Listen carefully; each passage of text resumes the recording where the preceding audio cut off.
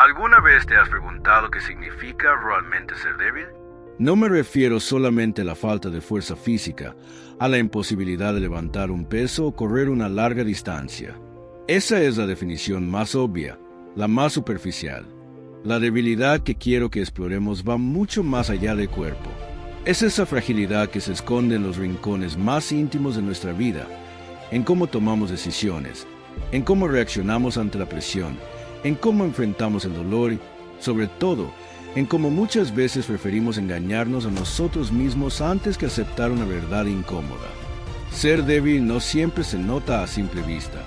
De hecho, hay personas que parecen fuertes por fuera, que sonríen con seguridad, que aparentan tener todo bajo control, pero que en su interior tiemblan como hojas al viento. Hay una debilidad silenciosa que se disfraza de prudencia, de humildad o incluso de bondad. Una debilidad que no grita, pero que dirige poco a poco la forma en que vivimos y las elecciones que tomamos. Piénsalo. ¿Cuántas veces has dejado pasar una oportunidad porque no confiaste en ti mismo? ¿Cuántas veces has callado lo que de verdad sentías por miedo a ser rechazado? ¿Y cuántas veces has tratado de convencerte de que no pasa nada, cuando en realidad sí pasa? Y mucho. Eso también es debilidad. La verdadera debilidad no es tropezar o fracasar. Tampoco es pedir ayuda cuando la necesitamos. La debilidad, en el sentido más profundo, aparece cuando nos negamos a vernos con honestidad, cuando preferimos inventar excusas en lugar de enfrentarnos a lo que realmente somos o queremos. Y aquí es donde la reflexión se vuelve incómoda, porque al final, la pregunta que deberíamos hacernos no es si somos débiles físicamente, sino, ¿en qué aspectos de mi vida me estoy mintiendo a mí mismo? En la película La muerte de Stalin hay una escena que siempre me ha perseguido, no tanto por su dramatismo político, sino por la carga filosófica que encierra. El jefe de la policía secreta, uno de los hombres más temidos del régimen, es ejecutado frente a los altos mandos soviéticos. La atmósfera es tensa, cargada de silencio. Entre los presentes se encuentra Malenkov, el líder interino, que debería mostrarse firme, pero no lo hace. En lugar de transmitir seguridad, titubea, se muestra indeciso, casi perdido en medio de aquel torbellino de poder y violencia. Es entonces cuando Nikita Khrushchev, ya consolidado en el control, se gira hacia Kaganovich y lanza una pregunta que corta el aire como un cuchillo. ¿Se puede confiar en un hombre débil? La respuesta llega sin titubeos, sin dar espacio a la duda. ¿Alguna vez has confiado en alguien débil? En apariencia, es solo un intercambio breve dentro de una sátira política, pero si lo pensamos con calma, esa escena condensa una verdad incómoda. La debilidad genera desconfianza. ¿Por qué? Porque cuando percibimos debilidad en alguien, ya sea indecisión, miedo o incapacidad para sostener una postura, algo en nuestro interior nos dice que esa persona no será capaz de sostenernos cuando más lo necesitemos, que podría fallar en el momento decisivo. En política, eso puede significar perder el poder. En lo personal, puede significar perder la confianza, el respeto o incluso la relación con quienes nos rodean. Lo inquietante de esa escena no es el juicio contra un personaje ficticio, sino el eco que resuena en nosotros. Porque todos, en algún punto, hemos sentido esa sospecha hacia otros. O peor aún, hemos temido que alguien la sienta hacia nosotros. ¿Seré lo suficientemente fuerte como para que confíen en mí? ¿O proyectaré la misma fragilidad que hizo tambalear a Malenkov? Lo fascinante es que, aunque la película retrata una ficción, la pregunta de Khrushchev parece estar dirigida no solo a Kaganovich, sino también a nosotros, a los espectadores. Es como si dijera, piensa bien, porque tarde o temprano tendrás que decidir si puedes confiar en alguien débil o si alguien podrá confiar en ti. A menudo pensamos que la debilidad es neutra, incluso tierna. Personas de buen corazón pero sin fuerza, seres inofensivos. Sin embargo, Nietzsche veía otra cosa, la debilidad como un peligro silencioso. No porque implique maldad, sino porque encierra deshonestidad, resentimiento y autoengaño. Hoy vamos a explorar juntos esa idea, no como una lección abstracta de filosofía, sino como un viaje narrativo donde la literatura, La historia y la vida cotidiana se entrelazan para mostrar por qué Nietzsche detestaba la debilidad y cómo esa visión todavía resuena en nuestra época. Piensa en el protagonista de Noches Blancas de Dostoyevsky. Se enamora de Nastenka, comparte con ella noches llenas de confidencias, sueña con un futuro juntos. Pero al final, ella regresa con su antiguo amor y lo deja solo. ¿Qué hace él? Se convence de que está feliz porque ella lo está.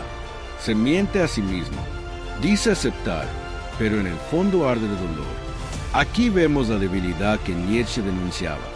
No la incapacidad de conquistar a Nastenka, sino la incapacidad de ser honesto con sus propios sentimientos. Esa deshonestidad interior es, para Nietzsche, el verdadero rostro de la debilidad. Y aquí surge la pregunta: ¿cuántas veces fingimos estar bien cuando en realidad quisiéramos gritarle al mundo nuestra frustración? ¿Cuántas veces preferimos disfrazar el dolor en lugar de afrontarlo? Nietzsche va más allá. Advierte que la debilidad no afrontada se transforma en resentimiento. Es la zorra de Esopo que no puede alcanzar las uvas y decide que estaban verdes. Es el famoso chico bueno que, tras ser rechazado, pasa de la adoración a la rabia, insultando a quien antes idealizaba. Ese giro emocional es la semilla de un veneno, el resentimiento. En lugar de aceptar la verdad, el débil la reescribe para protegerse. Nietzsche ponía ejemplos históricos. Napoleón, pese a su genio militar, nunca logró su imperio soñado. Lo importante no era el fracaso, sino lo que hacemos con él. Mientras que otros, como el rey Eduardo II de Inglaterra, sucumbieron no por falta de poder externo, sino por una voluntad desorganizada, incapaz de mantenerse firme. Aquí Nietzsche nos recuerda, la verdadera fuerza no es vencer siempre, sino no caer en la deshonestidad con uno mismo cuando perdemos. ¿Has notado cómo algunas personas, cuando no alcanzan lo que desean, cambian el juego, declaran que nunca lo quisieron, que no tenía valor? Ese es el círculo vicioso del resentimiento. Y Nietzsche lo consideraba uno de los mayores peligros de la debilidad. Para Nietzsche, la debilidad no es solo física ni social, también es interna.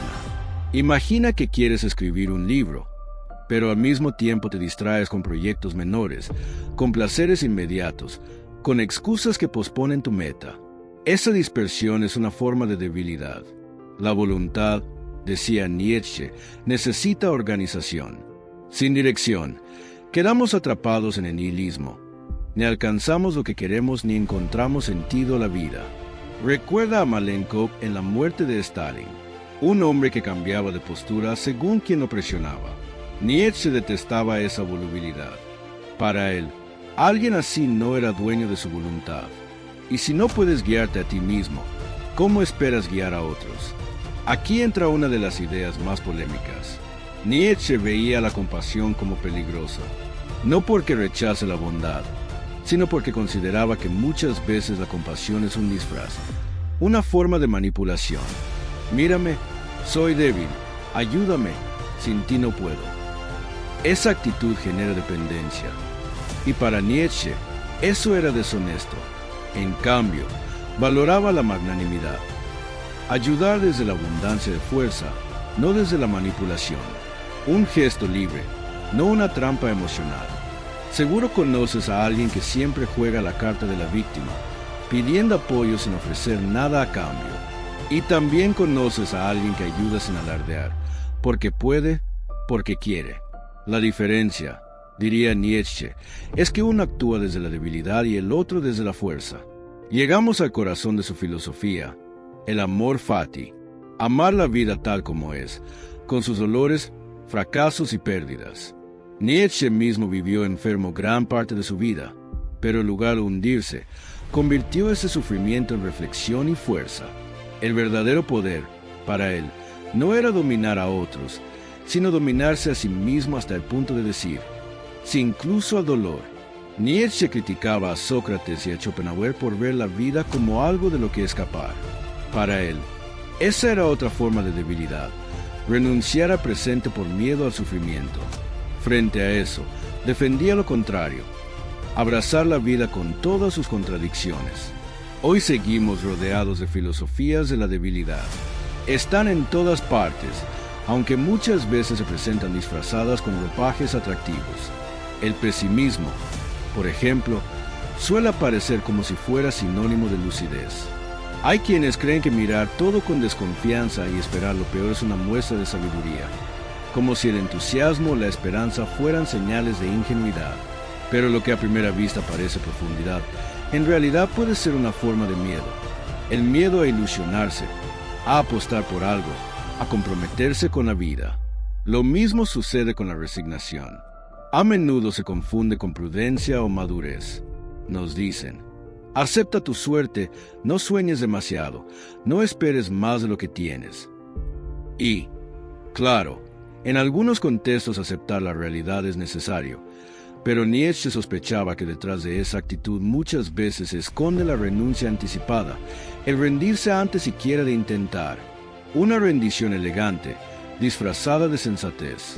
Y quizás la más peligrosa de todas, la dependencia disfrazada de amor. Relaciones en las que la fragilidad se disfraza de entrega, donde la incapacidad de sostenerse a uno mismo se convierte en una supuesta demostración de cariño. Nietzsche veía en estas dinámicas una trampa, la debilidad que, en lugar de fortalecerse, se perpetúa a través del otro. No es amor lo que se da, sino una forma de posesión pasiva, de control desde la victimización. Frente a todo esto, Nietzsche nos invita a desconfiar de las máscaras, a mirar más allá de la superficie y preguntarnos si lo que llamamos prudencia, bondad o realismo no es, en realidad, miedo, renuncia o manipulación. Para Nietzsche, la fuerza no significaba nunca caer, nunca fracasar o nunca dudar. Eso sería inhumano. La verdadera fuerza estaba en otra parte, en la brutal honestidad con uno mismo, en la capacidad de mirarse sin adornos, sin excusas y sin disfraces. Era aprender a reconocer nuestras limitaciones sin convertirlas en justificación eterna. La fuerza, además, es organización interior. Es poner en orden la voluntad, alinear los deseos dispersos y darles una dirección clara. Porque no hay mayor debilidad que querer 1000 cosas y no comprometerse con ninguna. También es superar el resentimiento. Evitar esa tentación de convertir nuestros fracasos en veneno, de decir no lo conseguí, por lo tanto no vale la pena. Nietzsche lo sabía bien. El resentimiento es la voz de la debilidad que no soporta mirarse al espejo. Y, finalmente, la fuerza es amar la vida incluso en sus partes más duras. Decir sí al dolor, al fracaso, a la pérdida, no porque sean agradables, sino porque forman parte de la existencia.